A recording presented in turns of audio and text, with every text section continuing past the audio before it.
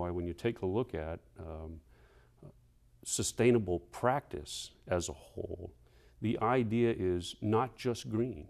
Sustainable is everything, from business processes to housing to zoning to laws to people to behaviors. It's changing, it's dynamically, but through education, changing behaviors so that they recognize what a tremendous impact they can have.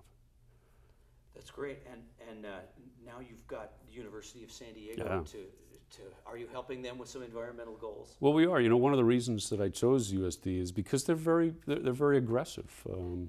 One of the ideas that was already in the works when I got there was they understood that they needed to do something about their energy consumption. So over the course of this last summer, they worked out a power purchase agreement with AM Solar. I'm very proud to say that this coming June, we will start construction on what will be a 1.23 megawatt photovoltaic center on the university.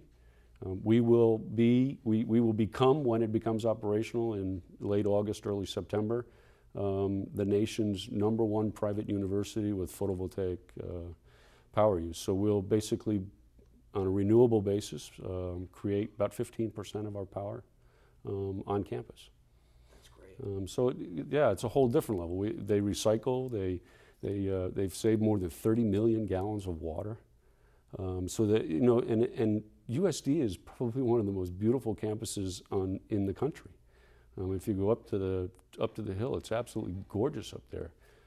But they get it. We understand and are working very hard.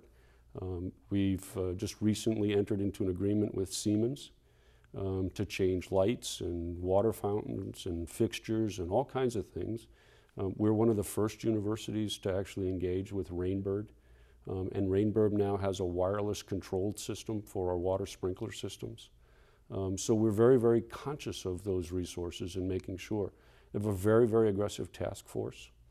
And it has lots of student involvement, which is very important because, again, part of being sustainable is understanding that it's really about educating our youth so that those individuals who are growing up in the environment today do not make the same excuses we did, and do not live in the same fashion that we did in a method and a mindset of just tremendous consumption, whether it be through the things that we do or the things that we like. And you don't have to live in a world where virtually everything is considered to be consumable and then disposable.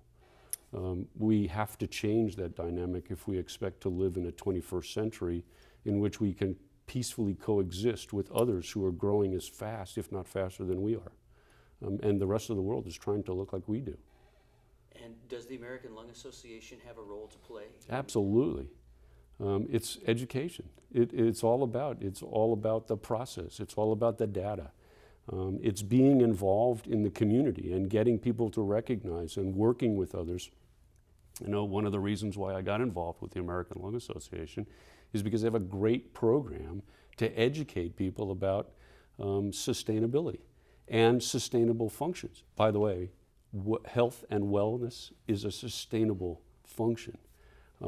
Concentrating on the youth and allowing them to understand that the things that you do, both from driving an automobile to changing the way we look at business, has everything to do with the American Lung Association.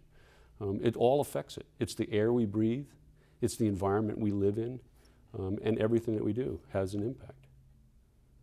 That's great. Wow.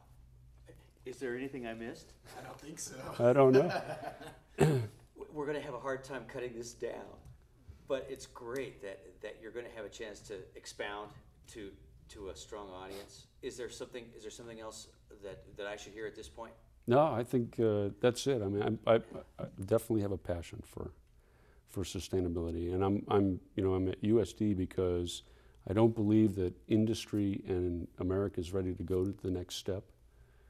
So I found my next calling to be in the world of higher education, because that's the new effort, if you will, to bring people out of the dark ages, as I've called them a number of times, into the light and recognize that a sustainable life and a sustainable future starts with our youth, because we've already ruined it for our generation. Even when you have the discussion, I believe that our legislators are way off base.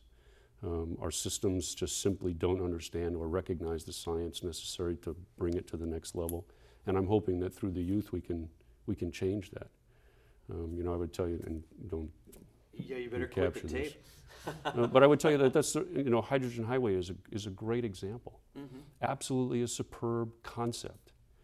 But it's a great concept that was born out of urgency and not a clear understanding on what it would take to launch ourselves into those efforts. And I don't believe that we have the stomach with today's legislators and the likes to truly understand what it takes The paradigm shift. to move to the next level.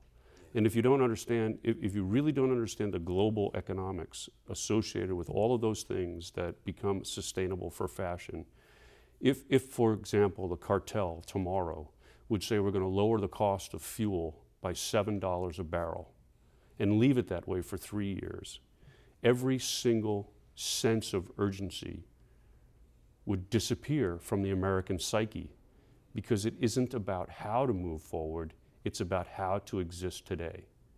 So the psyche needs to change, and the only people who are truly wrestling with that concept and idea are our youth, because I think that they believe that somehow we've got it wrong.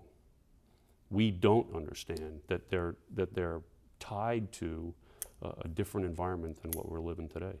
They love what we've created, but I think that there's a lot of them that also understand that it's not forever, and we have to move forward.